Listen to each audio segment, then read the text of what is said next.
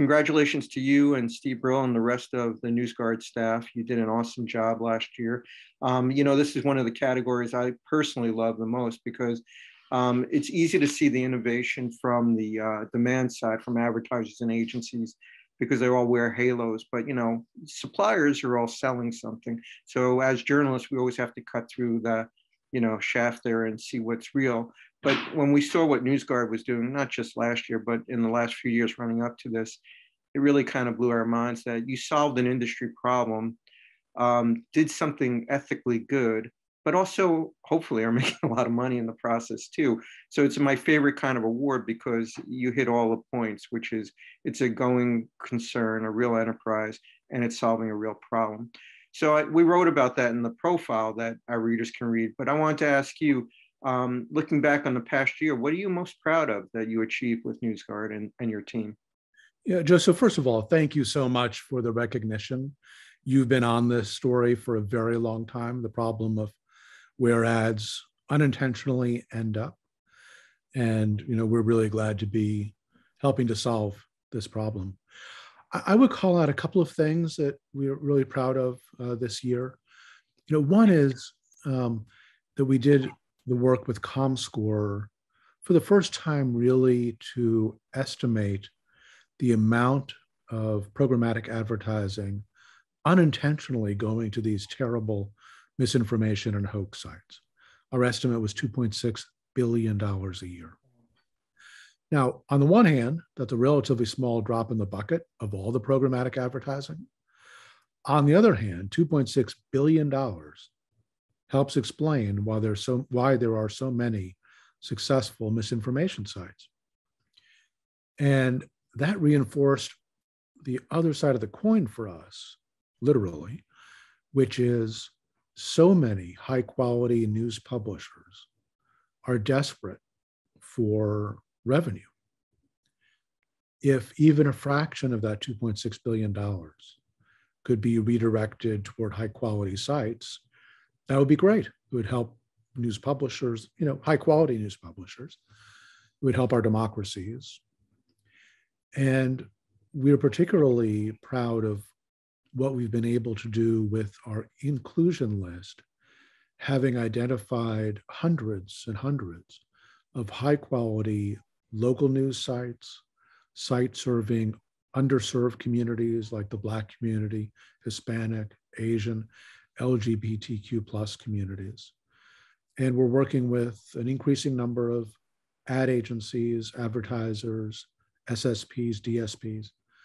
And a lot of that $2.6 billion, we think, can end up on those sites that so badly need the revenue.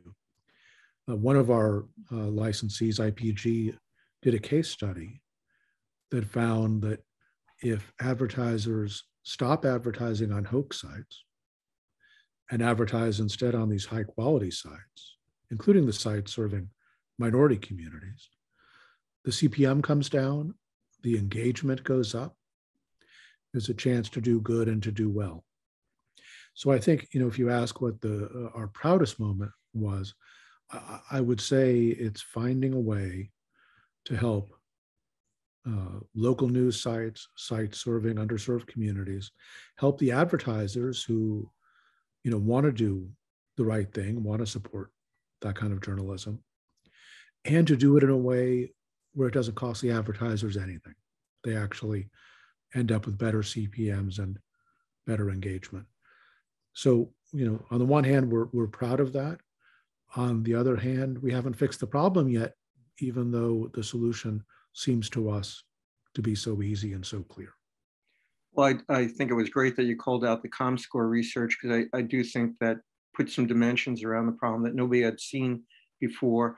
And what I really think it highlights is that ingenious virtuous cycle that you have, where it's not just safeguarding from the bad actors, but it's also funneling money back, revenue, to the good actors. So, when we spoke for the profile, you said it hit you and you dawned on you that the problem you were solving was brand safety. But I would argue you're actually solving a problem of societal safety.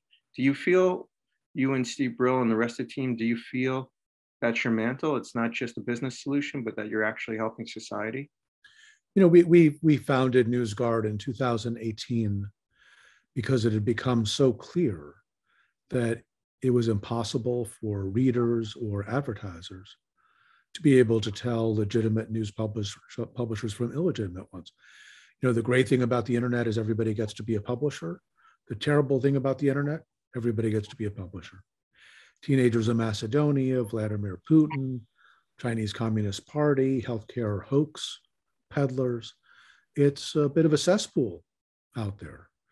In fact, in the US market, of all of the news and information websites that we've rated, and we've rated all the sites that account for 98% of engagement in the US, 40% of them get a red rating from us. And you have to be pretty bad to get a red rating. So it is no surprise that news consumers are anxious about the quality of the news that they're getting. They don't trust what they're reading. It's no surprise that advertisers are alarmed by where their ads are ending up. They should be. And at the very same time, all kinds of newsrooms, legitimate newsrooms, are really desperate for new sources of revenue. And programmatic is, as you know, the leading source of ad revenue for many, many news sites these days. And to be able to direct some of that money unintentionally being spent on these terrible sites to quality sites is very much part of our journalistic mission, which is, to protect readers and advertisers and democracies from misinformation, while also helping to restore trust for news publishers that deserve more trust. Well, it's apropos that we're giving this award out this week because it happens to be coincidentally National News Media Literacy Week. And we didn't plan it that way, but it's a good time. We just did some research, surveyed the ad trade, advertisers and agencies, but also surveyed consumers about whether they felt media and also sponsors should be held accountable or liable for spreading misinformation that hurts society. And surprisingly, pretty big numbers said yes, including an alignment between consumers and advertisers and agencies. So clearly, you've identified the problem.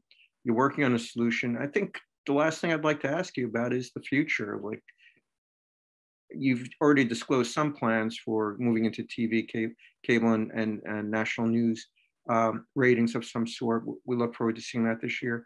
Are there any other things we should look forward to in the future where you could have a bigger impact on society?